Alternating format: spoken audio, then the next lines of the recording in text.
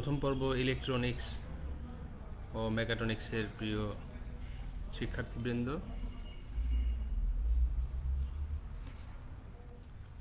আশা করছি তোমরা ভালো আছো। আমি Mohammad Shahinur Rahman, junior instructor non-tech social science. আজকে আমরা নতুন একটি বিষয় নিয়ে তোমাদের সামনে উপস্থিত হয়েছি। গতদিন ক্লাসে আমরা নাগরিকতা লাভের পদ্ধতি বিষয়গুলো নিয়ে আলোচনা করেছিলাম। তো সেইখানে আমরা বিস্তারিত বিষয়গুলো নিয়ে কথা বলেছিলাম। আশা করছি বিষয়গুলো তোমাদের কাছে পরিষ্কার হয়েছে। আজকে আমরা নাগরিকের সাথে সংশ্লিষ্ট আরও একটি বিষয় নিয়ে কথা বলবো, যেটি হচ্ছে যে নাগরিক অধিকার এবং সুনাগরিকের গুণাবলী। এই বিষয়টি নিয়ে আজকে আমরা কথা বলবো। নাগরিকের অধিকার হিসেবে আমরা একটি রাষ্ট্রের মধ্যে নাগরিককে আসলে অনেক ধরনের অধিকার বা সুযোগ সুবিধা ভোগ করতে দেখি। আলোচনার সুবিধার্থে নাগরিকের ভোগকৃত এ সকল অধিকারকে আমরা তিনটি ভাগে বিভক্ত করি, যার একটি হচ্ছে সামাজিক, আরেকটি হচ্ছে রাজনৈতিক এবং তৃতীয়টি হচ্ছে অর্থনৈতিক অধিকার। অর্থাৎ নাগরিক রাষ্ট্রের মধ্যে যত ধরনের অধিকার ভোগ করে এগুলোকে আমরা সামাজিক, রাজনৈতিক এবং অর্থনৈতিক এই তিনটি ভাগে বিভক্ত করে থাকি। আসলে এই অধিকারগুলো কীরকম হবে এইটার উপরে আমরা আজকে বিস্তারিত কথা বলে তোমাদের কাছে আজকের বিষয়টা পরিষ্কার করার চেষ্টা করব। প্রথমে আমরা সামাজিক অধিকারের বিষয়গুলো নিয়ে একটু আলোচনা করব। যে সামাজিক অধিকারের মধ্যে একটা অধিকার হচ্ছে বেঁচে থাকার অধিকার। তো এক্ষেত্রে বেঁচে থাকার অধিকার বলতে গেলে আমরা রাষ্ট্রের মধ্যে আসলে নাগরিকের যে নিরাপত্তার বিষয়টি আছে সেইটিকে আমরা বোঝানোর চেষ্টা করি। অর্থাৎ একটি রাষ্ট্রের নাগরিক হিসেবে আমাদের সবার আগে নিরাপত্তার প্রয়োজন, তাই না?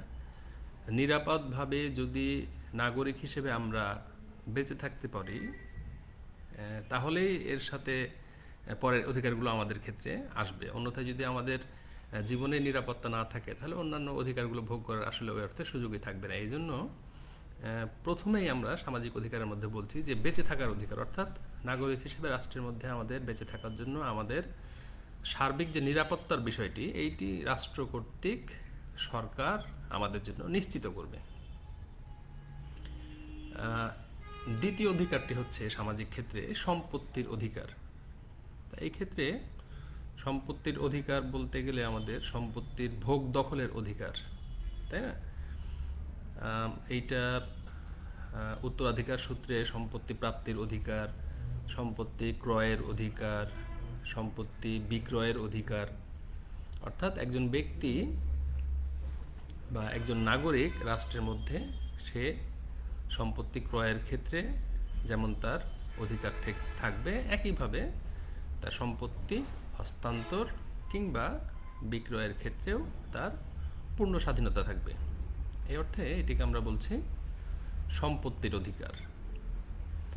তৃতীয় অধিকারটি হচ্ছে অবাধ চলাফেরার অধিকার। অবাধ কথাটির অর্থ হচ্ছে স্বাধীনভাবে, ইচ্ছে মতো, ইচ্ছে অনুযায়ী।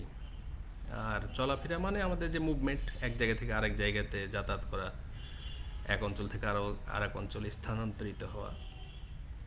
তো এই ক্ষেত্রে অবাধ চলাফেরার অধিকার মানে কোনো প্রকার বিধিনিষেধ থাকবে না, তাই না? নাগরিকের অধিকারের মধ্যে চলাফেরার ক্ষেত্রে যখন আমরা তার অধিকারের কথাটা বলছি তখন এইটা হচ্ছে যে কোনো ধরনের বিধিনিষেধ ছাড়াই একজন নাগরিক তার প্রয়োজনে রাষ্ট্রের এক অঞ্চল থেকে অন্য অঞ্চলে এক জায়গা থেকে অন্য জায়গায় অবাধে বা স্বাধীনভাবে চলাফেরা করতে পারবে।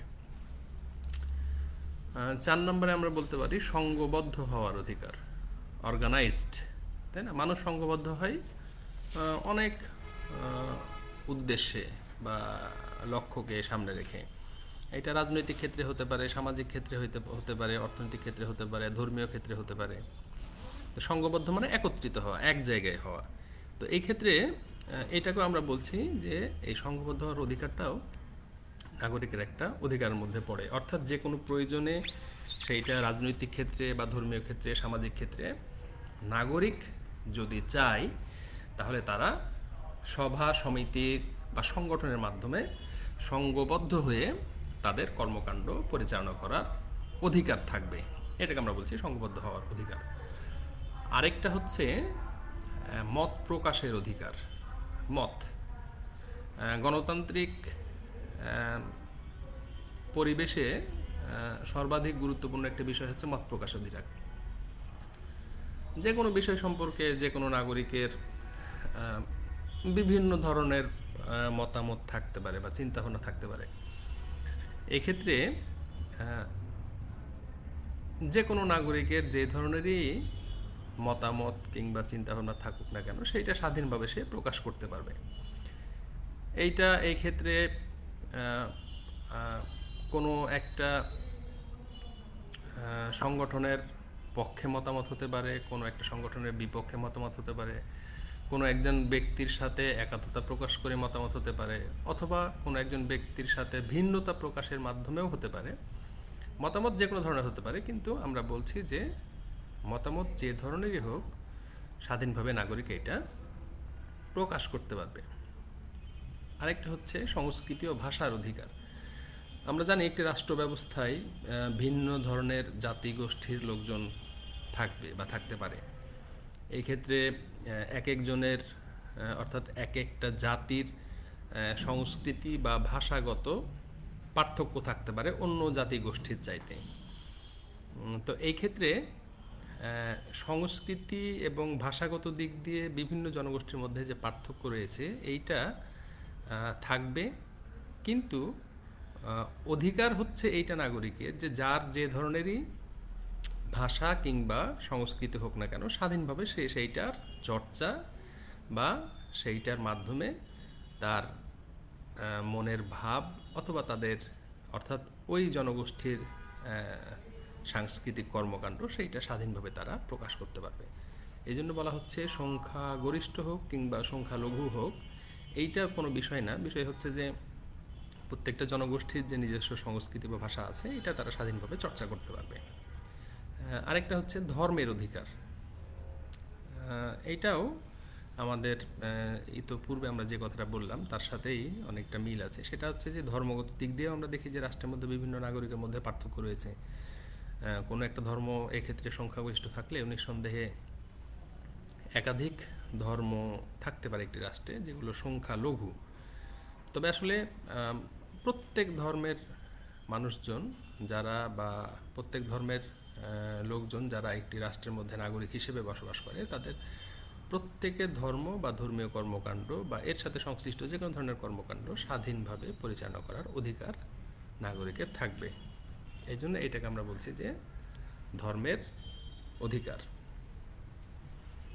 আর একটা আমাদের ভাগ হচ্ছে, অর্থাৎ এগুলো আমরা মূলত সামাজিক অধিকারের মধ্যে যে ভাগগুলো বা বিষয়গুলো ছিল সেগুলো আমরা বললাম। বেঁচে থাকার অধিকার, সম্পত্তির অধিকার, অবাধভাবে চলাফেরার অধিকার, সংঘবদ্ধ হওয়ার অধিকার, মত প্রকাশের অধিকার, সংস্কৃতি বা ভাষার অধিকার এবং ধর্মের অধিকার। তো যেহেতু আমরা শুরুতে বলেছিলাম যে নাগরিকের এই সমস্ত অধিকারগুলোকে আমরা 3টি ভাগে ভাগ করেছিলাম এবং উল্লেখিত বিষয়গুলো আমরা সামাজিক অধিকারের মধ্যে দেখতে পাচ্ছি, তাহলে এক্ষেত্রে 2 নম্বরে আমরা বলছি রাজনৈতিক অধিকারগুলোর কথা। তো রাজনৈতিক অধিকার বলতে গেলে আমরা প্রথমেই বলছি যে ভোটদানের অধিকার। রাজনীতি বা রাজনৈতিক কর্মকাণ্ডের সাথে সরাসরি খুব ঘনিষ্ঠভাবে সংশ্লিষ্ট এই অধিকারটি, ভোটদানের অধিকার। অর্থাৎ একটি রাষ্ট্রে যখন সরকার নির্বাচিত হয় তখন সরকার নির্বাচনের সময় ভোট প্রদানের বা ভোটদানের একটি বিষয় আছে। এই ভোটদানের বিষয়টিকে আমরা প্রত্যেকটা নাগরিকের স্বাধীন মতামতের বহিঃপ্রকাশ হিসেবেই দেখি। তো এক্ষেত্রে বিষয়টি হচ্ছে যে কোনো একজন ব্যক্তি যখন একটি রাষ্ট্রের নাগরিক হিসেবে বসবাস করছে তখন রাজনৈতিক ক্ষেত্রে তার মতামত প্রদানের পূর্ণ অধিকার রয়েছে এবং এইটি জাতি ধর্ম বর্ণ নির্বিশেষে। যেমন আমাদের বাংলাদেশের সংবিধান অনুযায়ী আমাদের দেশের যে সকল নাগরিকের বয়স 18 বছর রাজনৈতিক ক্ষেত্রে তাদের ভোটদানের অধিকার তারা অর্জন করে। এক্ষেত্রে 18 বছর বয়স হলে জাতি ধর্ম বর্ণ নির্বিশেষে সে যে কোনো জাতির হতে পারে, যে কোনো ধর্মের হতে পারে, কিন্তু যেহেতু সে বাংলাদেশের নাগরিক রাজনৈতিক ক্ষেত্রে সে তার ভোটদানের অধিকার প্রয়োগ করতে পারবে। তো এটিকে আমরা বলছি রাজনৈতিক অধিকারের একটি বিশেষ অধিকার, যে তার ভোটদানের অধিকার থাকবে, অর্থাৎ নাগরিকের ভোটদানের অধিকার থাকবে। দ্বিতীয়ত হচ্ছে সরকারি চাকরির অধিকার। সরকারি চাকরি, তাই না? এইখানে একজন রাষ্ট্রের নাগরিকের সরকারি যে বিভিন্ন দপ্তর আছে সে সকল দপ্তরের অধীনে বিভিন্ন পদে তার চাকরি করার অধিকার রয়েছে। অর্থাৎ কোনো একটি নির্দিষ্ট পদের বিপরীতে যে যোগ্যতা প্রয়োজন তা যদি কোনো একজন নাগরিকের থাকে, নিঃসন্দেহে সে তার যোগ্যতার মাধ্যমে সেই পদে চাকরি করার পূর্ণ অধিকার সংরক্ষণ করে। আরেকটা হচ্ছে নির্বাচনের অধিকার। নির্বাচন অর্থাৎ ভোটের ক্ষেত্রে আমরা মতামত প্রদানের বিষয়টি যেরকম দেখি, একইভাবে নির্বাচনের ক্ষেত্রে প্রার্থী হওয়ার বিষয়টিও কিন্তু আছে, তাই না? আমরা একটু খেয়াল করলে বিষয়টা বুঝতে পারবো। তো নির্বাচনের অধিকার বলতে গেলে আমরা যেমন রাজনৈতিক ক্ষেত্রে বলছি যে জনগণ হিসেবে বা নাগরিক হিসেবে আমাদের ভোট দেওয়ার অধিকার আছে, তাহলে আমরা এক অর্থে নাগরিক হিসেবে ভোট দেওয়ার অধিকার পাচ্ছি বা অধিকার আমাদের রয়েছে। একই অর্থে আমরা কিন্তু এটাও বলতে পারি যে নির্বাচনে প্রার্থী হওয়ারও কিন্তু অধিকার আমাদের রয়েছে, তাই না? তো নির্বাচনের ক্ষেত্রে আমরা যে কোনো দল, যে কোনো গোষ্ঠী, যে কোনো সংগঠনের পক্ষে প্রার্থী হিসেবেও প্রতিদ্বন্দ্বিতা করার কিন্তু অধিকার রাষ্ট্রের মধ্যে রাখি, অর্থাৎ নাগরিক হিসেবে আমাদের নির্বাচনের অধিকারও রয়েছে। আরেকটা হচ্ছে আবেদন করার অধিকার। আবেদন করার অধিকার কিসের আবেদন, তাই না? এটি হচ্ছে যে কোনো সংগঠন, যে কোনো কর্তৃপক্ষের বিরুদ্ধে নাগরিক হিসেবে যদি আমাদের কোনো অভিযোগ থাকে, এটা বিভিন্ন ক্ষেত্রে অভিযোগ থাকতে পারে, হতে পারে। তো সেই ক্ষেত্রে আমরা এর জন্য সংশ্লিষ্ট কর্তৃপক্ষ বরাবর আবেদন করতে পারবো। অর্থাৎ কোনো ব্যক্তি, প্রতিষ্ঠান কিংবা কারো দ্বারা যদি আমরা ক্ষতিগ্রস্ত হই কিংবা যদি মনে হয় যে আমরা এই ক্ষেত্রে ক্ষতির শিকার হচ্ছি, তাহলে আমরা নিঃসন্দেহে সংশ্লিষ্ট কর্তৃপক্ষের বিরুদ্ধে রাষ্ট্রের কাছে বা সরকারের সংশ্লিষ্ট শাখার কাছে আমরা আবেদন করতে পারি। আমরা বলতে গেলে আমরা নাগরিকদের কথা বলছি। আরেকটা হচ্ছে সরকারের সমালোচনার অধিকার। আমরা দেখি আমাদের গণতান্ত্রিক সরকার কাঠামোর একটি বড় গুণ এইটি যে সরকার হিসেবে যারাই রাষ্ট্র ক্ষমতায় অধিষ্ঠিত থাকুক না কেন, সরকারের গৃহীত যে কোনো পদক্ষেপের একটি রাষ্ট্রের নাগরিক হিসেবে আমরা সমালোচনা করতে পারি। এইটে আমাদের সাংবিধানিকভাবে এই অধিকারটি দেয়া হয়েছে। অর্থাৎ যে কোনো সরকার গৃহীত পদক্ষেপের পরিপ্রেক্ষিতে যদি আমাদের মনে হয় যে এই কর্মকাণ্ডের মধ্যে কিছু ত্রুটি রয়েছে বা বিচ্যুতি রয়েছে, আমরা নিঃসন্দেহে নাগরিক হিসেবে সেই ত্রুটি বিচ্যুতিগুলোর বিষয়ে সমালোচনা করার পূর্ণ অধিকার রাখি। এরপরে হচ্ছে বিদেশে অবস্থানকালে নিরাপত্তার অধিকার। আমরা জানি যে বিভিন্ন প্রয়োজনে আমরা রাষ্ট্রের বাইরে যাই, অর্থাৎ অন্য দেশে যাই, সেইখানে অবস্থান করি, এটা বিভিন্ন প্রয়োজনে আমরা যাতায়াত করি। তো বিদেশে অবস্থানকালে যদি আমরা যে কোনো কারণে সে দেশের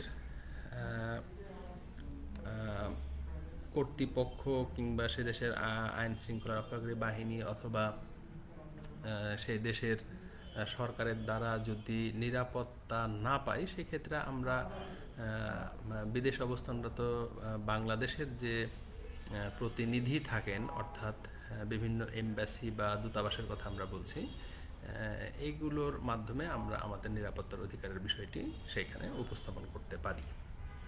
তো মোটামুটি এগুলোকে আমরা রাজনৈতিক অধিকারের মধ্যে একজন নাগরিকের অধিকার হিসেবে উল্লেখ করছি।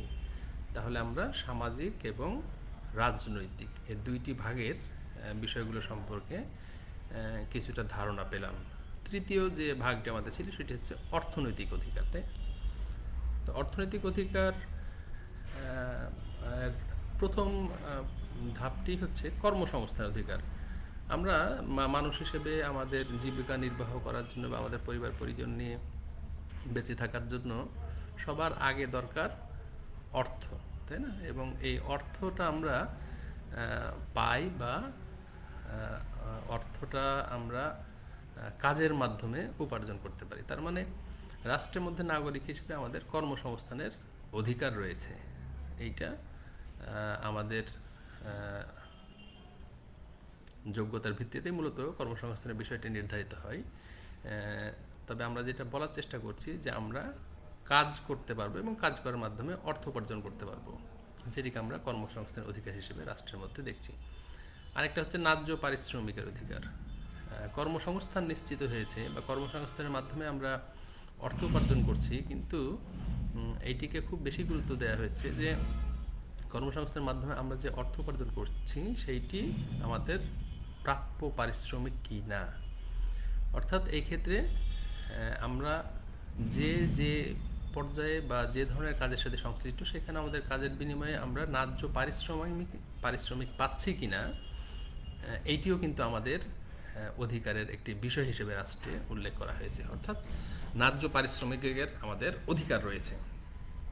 আরেকটা হচ্ছে অবকাশ যাপনের অধিকার। অবকাশ যাপনের অধিকার এইটিকে অর্থনৈতিক অধিকারের মধ্যে যথেষ্ট গুরুত্ব দেওয়া হয়েছে। অর্থাৎ কাজের ফাঁকে নির্দিষ্ট সময় আমাদের অবকাশের সুযোগ থাকতে হবে, অর্থাৎ ছুটির সুযোগ থাকতে হবে, সহজ কথায় যদি আমরা বোঝানোর চেষ্টা করি। এটা কেন প্রয়োজন?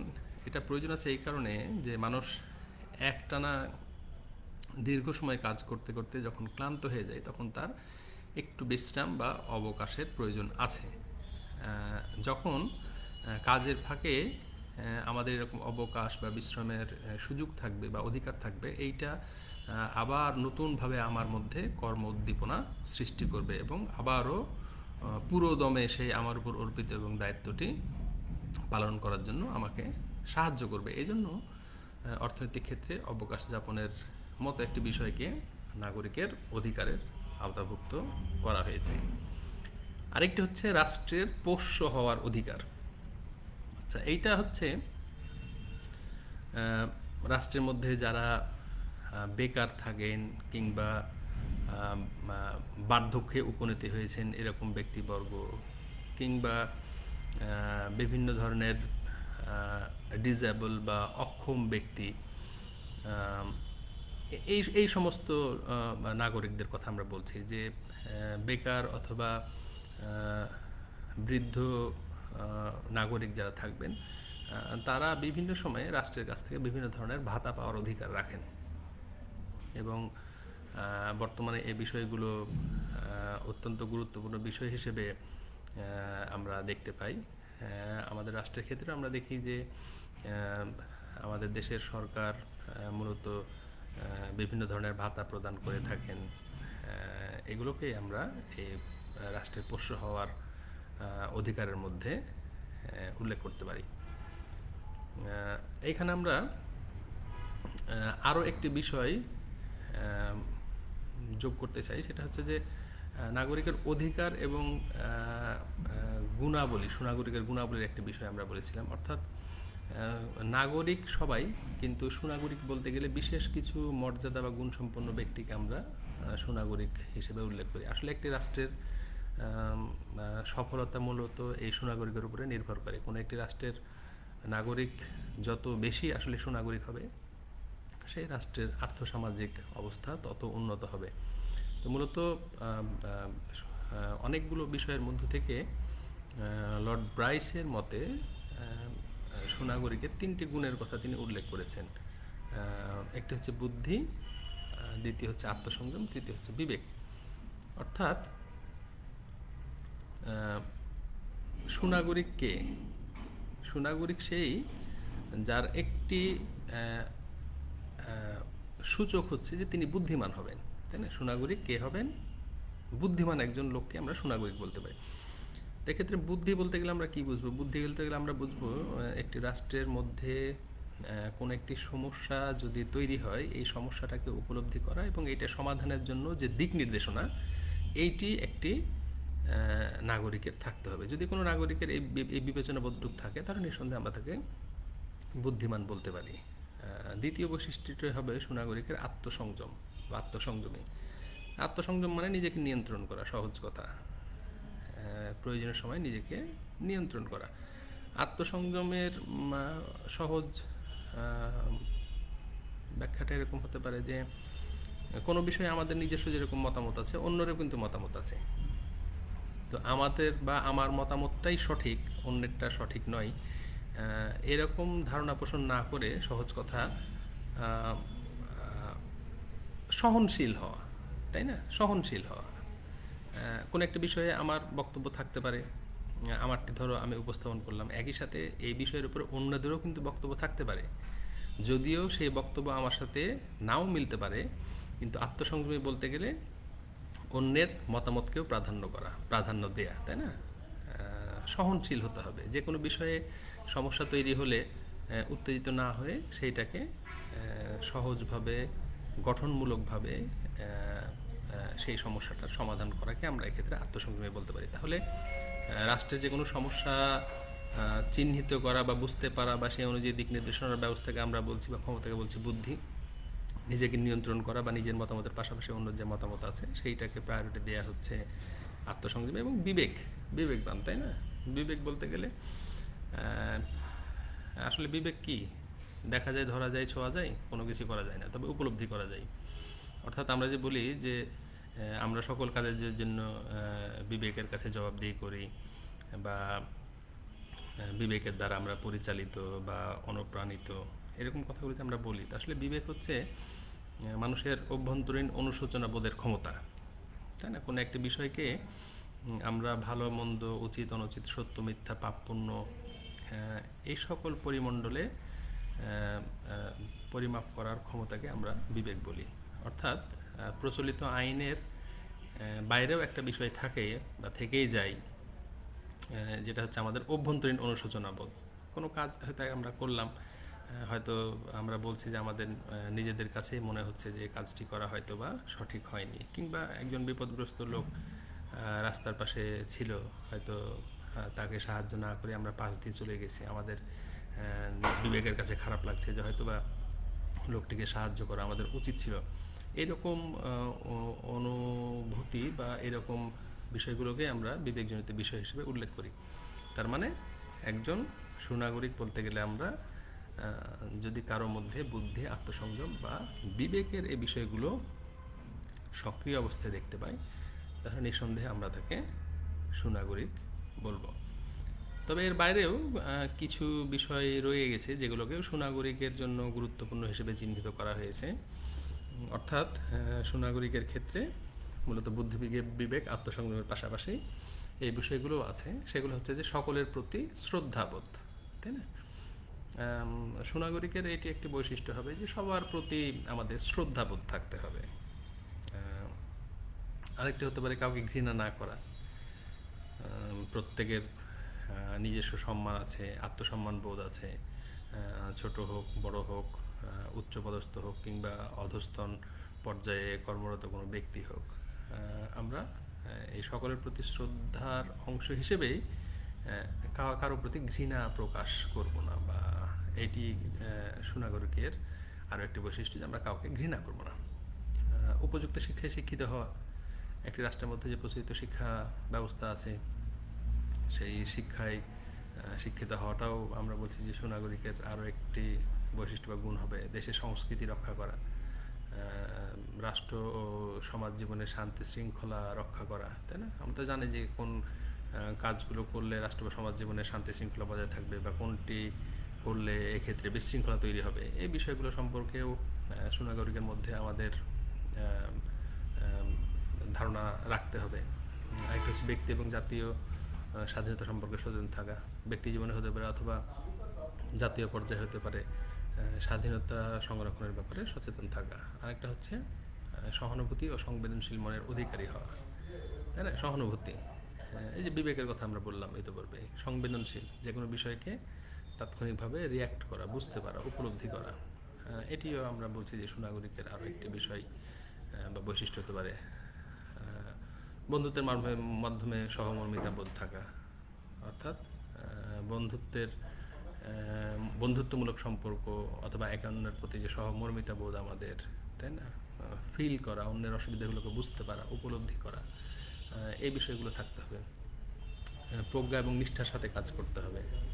আমরা আমাদের উপর বিভিন্ন সময় যে রাষ্ট্র বা সমাজের মাধ্যমে পক্ষ থেকে যে দায়িত্বগুলো অর্পিত থাকে সেই বিষয়গুলো সম্পর্কে আমাদের যথেষ্ট গুরুত্ব সহকারে এবং দায়িত্ববোধ নিয়ে আসলে কাজ করতে হবে, যেটিকে আমরা প্রজ্ঞা এবং নিষ্ঠার সাথে কাজ করার কথা বলছি। আর সর্বোপরি সমাজ, রাষ্ট্র বা সরকার ও সংবিধান সম্পর্কে সচেতন থাকা। আমরা সুনাগরিক, আমরা দাবি করছি নিজেদেরকে সুনাগরিক। অবশ্যই সুনাগরিক হিসেবে আমরা একটা রাষ্ট্রের মধ্যে আমাদের অর্পিত দায়িত্ব এবং কর্তব্য পালন করতে চাই, এবং এক্ষেত্রে বলা হচ্ছে যে সমাজ, রাষ্ট্র, সরকার এবং সংবিধান সম্পর্কে সচেতন থাকা। তার মানে সামাজিক মূল্যবোধ, সমাজের মধ্যে স্থিতিশীলতা ধরে রাখার জন্য এক্ষেত্রে কোন কাজগুলো করণীয়, কোনগুলো বর্জনীয়, এই বিষয়গুলো সম্পর্কে আমাদের মধ্যে ধারণা থাকতে হবে। রাষ্ট্রের ক্ষেত্রেও তাই, রাষ্ট্রের আইন শৃঙ্খলা যথাযথভাবে মেনে চলা, সরকারের প্রতি আনুগত্য প্রদর্শন করা, রাষ্ট্রের সার্বভৌমত্ব রক্ষার জন্য সচেষ্ট থাকা, এই বিষয়গুলো রাষ্ট্রের ক্ষেত্রে সরকার এবং সংবিধান সম্পর্কে সচেতন থাকতে হবে। আমাদের সংবিধানে সব কিছু উল্লেখ করা হয়েছে, রাষ্ট্র পরিচালনার সমস্ত বিষয়গুলো, আমাদের নাগরিক হিসেবে আমাদের মৌলিক অধিকার, আমাদের দায়িত্ব, আমাদের কর্তব্যবোধ কী হবে, এগুলো বলে দেওয়া হয়েছে। সুতরাং এই বিষয়গুলো সম্পর্কে, অর্থাৎ সমাজ, রাষ্ট্র, সরকার এবং সংবিধান সম্পর্কে আমাদেরকে সকল অবস্থাতে সচেতন থাকতে হবে। তার মানে সুনাগরিকের মধ্যে আমরা বুদ্ধি, বিবেক, আত্মসংযমের পাশাপাশি সকলের প্রতি শ্রদ্ধাবোধ বললাম, কাউকে ঘৃণা না করা, উপযুক্ত শিক্ষায় শিক্ষিত হওয়া, সংস্কৃতি রক্ষা করা, সমাজ বা রাষ্ট্র জীবনের শান্তি শৃঙ্খলা রক্ষা করা, ব্যক্তি জাতি জীবনের স্বাধীনতা সম্পর্কে সচেতন থাকা, সহানুভূতি, সংবেদনশীল মনের অধিকারী হওয়া, বন্ধুত্বের মাধ্যমে সহমর্মিতা বোধ প্রকাশ করা বা থাকা, প্রজ্ঞানিষ্ঠার মাধ্যমে কাজ করা, এবং সর্বোপরি আমরা বলছি সমাজ, রাষ্ট্র এবং সরকার ও সংবিধান সম্পর্কে সচেতন থাকা। তার মানে আমরা আজকে